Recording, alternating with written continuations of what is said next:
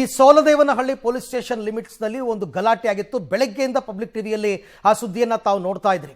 ಒಂದು ಹುಡುಗಿಯ ವಿಚಾರಕ್ಕೆ ಈ ರೇಣುಕಾಸ್ವಾಮಿ ಕೊಲೆಯನ್ನ ನೆನಪಿಸುವಂತೆ ಒಬ್ಬ ವ್ಯಕ್ತಿಯನ್ನ ಒಂದು 10-11 ಜನ ಹುಡುಗರು ಹಿಡ್ಕೊಂಡು ಚೆನ್ನಾಗಿ ಹೊಡೆದಿದ್ರು, ಬಟ್ಟೆ ಬಿಚ್ಚಿಸ್ಬಿಟ್ಟು ಹೊಡೆದಿದ್ರು.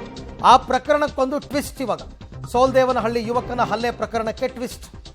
ಯುವಕನ ಹಲ್ಲೆ ಪ್ರಕರಣದಲ್ಲಿ ಮತ್ತಷ್ಟು ರಹಸ್ಯ ಬಯಲಾಗ್ತಿದೆ. ಏನು ಅಂತ ನೋಡೋಣ.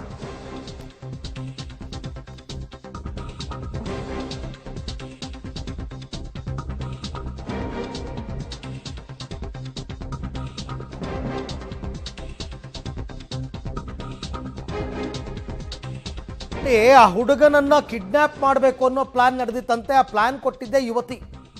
ಆ ವಿಡಿಯೋ ಒಂದರಲ್ಲಿ ಕಾಣಿಸ್ಕೊಳ್ತಾಳೆ ನೋಡಿ. ಆ ಹುಡುಗಿಗೋಸ್ಕರನೇ ಗಲಾಟೆ ನಡೆದಿದ್ದು. 11 ಜನ ಯುವಕರು ಮತ್ತು ಈಕೆ ಯುವತಿಯೊಬ್ಬಳು ಎಲ್ಲ ಸೇರಿಕೊಂಡು ಈ ಹಲ್ಲೆ ಪ್ಲಾನ್ ಎಲ್ಲ ಆಗಿದ್ದು. ಯುವಕನ ಕಿಡ್ನ್ಯಾಪ್ಗೂ ಕೂಡ ಪ್ಲಾನ್ ನಡೆದಿತ್ತು. ಆ ಕಿಡ್ನ್ಯಾಪ್ಗೆ ಪ್ಲಾನ್ ಕೊಟ್ಟಿದ್ದೆ ಆ ಯುವತಿ ಅಂತ ಈಗ ಗೊತ್ತಾಗ್ತಾ ಇದೆ.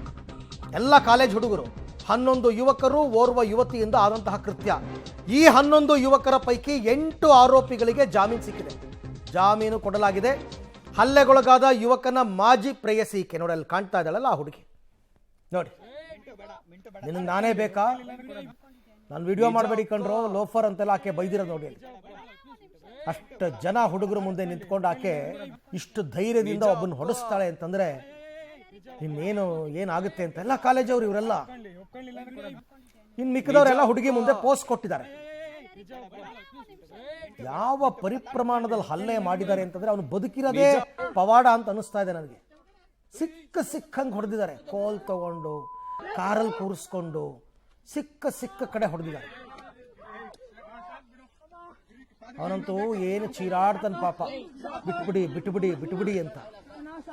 ಈ ಎಲ್ಲ ವಿಚಾರಕ್ಕೆ ಸಂಬಂಧಪಟ್ಟಂತೆ ಮತ್ತಷ್ಟು ಮಾಹಿತಿ ನನ್ನ ಕೊಲೀಗ ನರಸಿಂಹಮೂರ್ತಿ ಅವರಿಂದ ಪಡ್ಕೊಳ್ಳೋಣ. ಮೂರ್ತಿ, ಈ 11 ಜನ ಮತ್ತೆ ಆ ಹುಡುಗಿ ಎಲ್ಲ ಮೈನರ್ಸ, 18 ವರ್ಷ ಒಳಗ್ನವರ? ಅಷ್ಟು ಬೇಗ ಇವರೆಲ್ಲರಿಗೂ ಕೂಡ ಬೇಲ್ ಸಿಕ್ಕಿದೆಯಾ? ಸೊ ಹೇಗಾಯ್ತು ಇದೆಲ್ಲ, ಏನಿದೆ ಡೀಟೇಲ್ಸ್?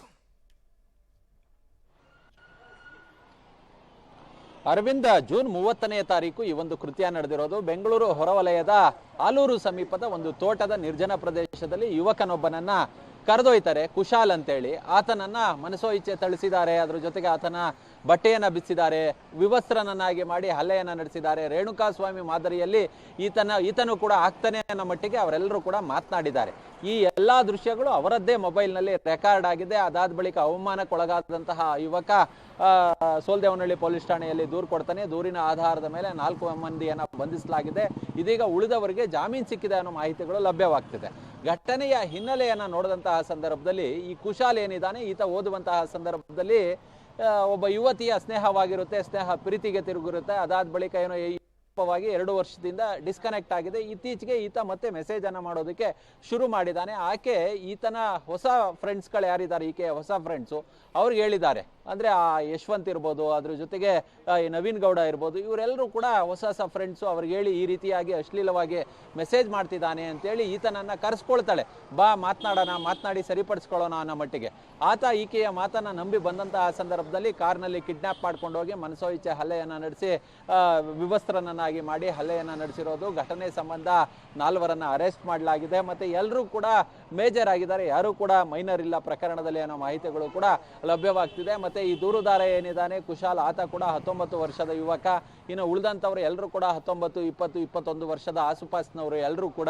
ಎಲ್ಲರೂ ಕೂಡ ಒಂದಲ್ಲ ಒಂದು, ಅಂದ್ರೆ ಒಬ್ಬಾತ ಕಾಲೇಜನ್ನ ಬಿಟ್ಟಿದ್ದಾನೆ. ಕಾಲೇಜನ್ನ ಬಿಟ್ಟು ಈ ಶಾರ್ಟೇಜ್ ಆಫ್ ಅಟೆಂಡೆನ್ಸ್ ಆಗಿ ಆತ ಕಾಲೇಜಿಂದ ಡಿಬಾರ್ ಆಗಿದ್ದಾನೆ. ಮತ್ತೆ ಇದೇ ರೀತಿಯಾಗಿ ಒಂದಷ್ಟು ಅಲ್ದುಕೊಂಡು ಬೀದಿಯಲ್ಲಿ ತಿರ್ಕೊಂಡು ಪುಂಡಾಟವನ್ನ ಮೆರೆದಂಥವ್ರು ಇವರೆಲ್ಲರೂ ಕೂಡ. ಈ ಹಿಂದೆ 2-3 ಕೇಸ್ಗಳಲ್ಲೂ ಕೂಡ ಭಾಗಿಯಾಗಿದ್ದಂಥವ್ರು ಅನ್ನೋ ಮಾಹಿತಿಗಳು ಕೂಡ ಲಭ್ಯವಾಗ್ತಿದೆ.